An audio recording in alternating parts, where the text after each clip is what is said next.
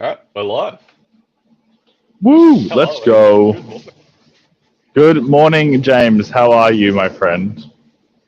Very, very well, sir. Very well. How are you?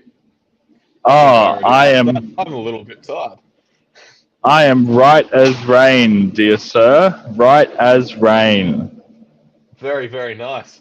Right, well, we don't have any questions from the community, so I think we just finish off the last couple of questions that Joe, our AI friend, asked us. What do you We reckon? love Joe. I love We that love idea. Joe. Let's do it. We love Joe. And Joe asks, what are some uniquely Australian approaches to stress management and work-life balance? Oh, I mean, for me personally, right? I'd say I think it's different for everyone. Like a lot of people will probably say that going out with their friends and getting alcohol on the weekends is a thing they do for stress management. However, if you're not someone like that, like myself, um, you know, going to the gym, I do that as a lot of stress management. Working on little side projects after work, I also do that as my stress management as well. Just little things like that. Because again, as we talked in the last time, the culture in Australia is very much you go, you work your job on the weekends, you kind of just get a little bit smashed and then rinse and repeat, right? But I think if you're trying to do better or the self improvement goodness, then you're probably putting in those little extra steps every single day to make your life just a little bit better. What about yourself? Well, I think, as you say, the culture is like just, go to the pub, have a drink, whatever. Like we are British colonizers in that sense. But I think one thing that's unique to Australia is we have a lot of really nice wildlife areas and national parks, and we have beaches and all of those kind of things. They can Sorry. be really helpful for like stress management and Hmm. having balance in your work life. Like if you live in, say, what's a good country? Maybe France. You might have to drive like 3 hours to get to the beach. But if you live in sort of like the most populated areas of Australia, you might have to drive 1 hour at most. Usually it'll be less. And then if you can't find a beach, then you can find a rainforest. And if you can't find a rainforest or a beach, then, you know, there's so many good things to do in Australia. And not all of them are drinking. Wow. Through that. Wow, amazing. We're not just an Dude. alcoholic society. I mean, we Well, are, but anyway. next question from Joe is how can we incorporate Indigenous Australia wisdom into modern self-improvement practices?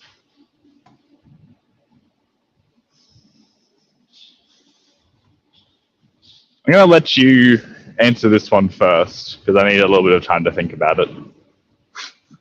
Yeah, I kind of need a little bit of time to think about it as well. But when you're talking about Indigenous Australian wisdom, my philosophy on most sort of, I'm going to say religions, even though I know it's not a religion. My philosophy on most religions is that it's just human truth expressed differently. So, as an example, all of the religions will tell you to pray, and they'll tell you to do self-reflection, and they'll tell you to acknowledge like the history of you and your people, and they'll tell you like don't kill, don't steal, don't lie. And so, all that you need to do is just do a very basic level of research into the indigenous stuff, and you'll be like, oh, these are just, you know, different parables, kind of like in the Bible. I can just, take the knowledge of like the rainbow serpent, and instead of actually going, oh, yes, rainbow serpent, you can just go, well, this might be the story that they're saying, but what is the thing that they're actually meaning from the story? And I think stories contain a lot of truth and they're very relevant in the modern world. So, yeah, all religions are fundamentally based around self-improvement, I think, from my knowledge of the world. So all that you need to do is just take as much as you can from all of them, and it should line up with self-improvement if you want it to. What do you think, Ethan? No, I think you've kind of summed that up perfectly, right? Like fundamentally, as you said, all religions come down to just being a good person, and I think at its heart, self-improvement just wants you to do that as well, right? Like to be a good person, look after thy neighbor, etc., etc., etc. Sorry, I'm just grabbing flowers for my girlfriend. So Oh, cute. yeah, it's our 2 year. It's our 2 year on tomorrow, so I need to get some flowers. Mate, congratulations. That's exciting. Thank you. Yeah, so we're going to the Very Gold nice. Coast tonight. Oh, cute. Very cool. Uh, All right. are you? Do you have a gig tonight? Yeah, I'm doing a run of musicals. Last night was pretty good, but the night before was pretty average. So, we'll see how today and tonight goes. Yeah, right. Good stuff. Is this for your school project that you're doing? Yeah, man. Yeah, nice. But we have one final question from Joe, and then that's it. We're done. And we're Short, done. sharp, to the point. Unless we have any recent questions, which we do not. Last question is, how can Australians build resilience in the face of natural disasters and climate challenges? I mean, I think that we just build it over time, right? Like we kind of grow up with it, don't we? Like for example, in Queensland, it is hot. It is hot all of the time.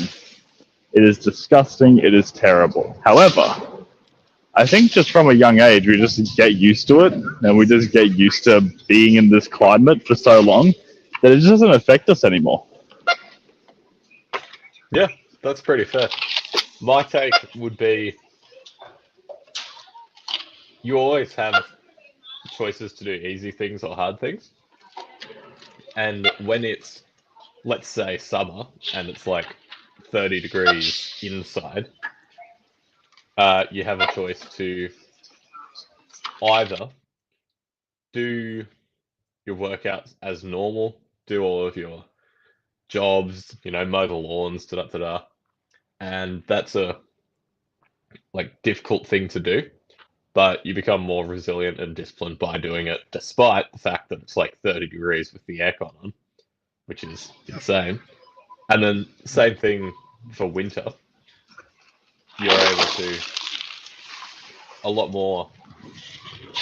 become a lot more resilient just by, going out there. Don't be silly about it. Don't die. But if you can walk around with just shorts and a t-shirt, even for just like an hour, like I am in shorts and a t-shirt right now, and it was like 4 degrees overnight. So, it is cold, but it's good. It's just practicing so that the next time I'm cold, I might be a little more effective at building myself up and such. And as far as climate disasters go, I heard a good quote last night. I don't know who came up with it, but the quote went something like, bad news is just good news in disguise. And I was like, it's a pretty solid quote. I like it. Sorry, you just cut out there for a second. What was the quote? Apologies. Bad news is just good news in disguise. So, meaning when there's something like widespread flooding in Queensland and New South Wales, or like a heat wave, maybe,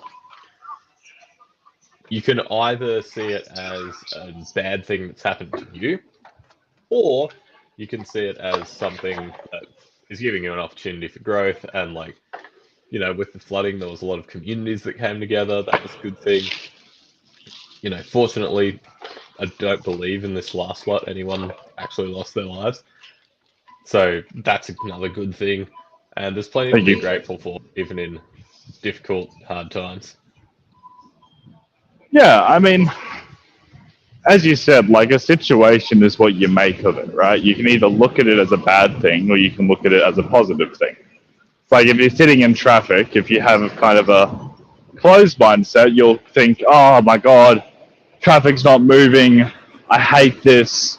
Like, why is there traffic? Blah, blah, blah, blah. Whereas you've got to have an open mindset. You have the idea of, well, I'm here. I might as well just make the most of it. I might as well sit and listen to my podcast. I might as well jam to music for the next half an hour and just have some fun. Or I can just sit there and silently meditate and think for a little bit. You know, like, sure, traffic's annoying. Don't get me wrong. I hate traffic. But it's out of my control. I can't do anything about it. So I might as well make the most of the situation that I'm in. Yeah, absolutely. That's the one. And That is the one. That is also the conclusion of our Q&A. Unless there's any final notes that you want to make, Mr. Ethan? No, I think solid Q&A. Only a very short one, but you know, we're busy men with busy lives. We got to. Sure Oh, sorry. Busy men with. We got to go in and no questions. And no questions. So we can either just ramble here for the next half an hour, or we can get on with our absolutely busy lives. I think that's the right answer, Ethan. And I am going to get on with my busy life. It's been a pleasure, sir. Thank you for joining us. Talk to you soon, James. Bye. See you, mate.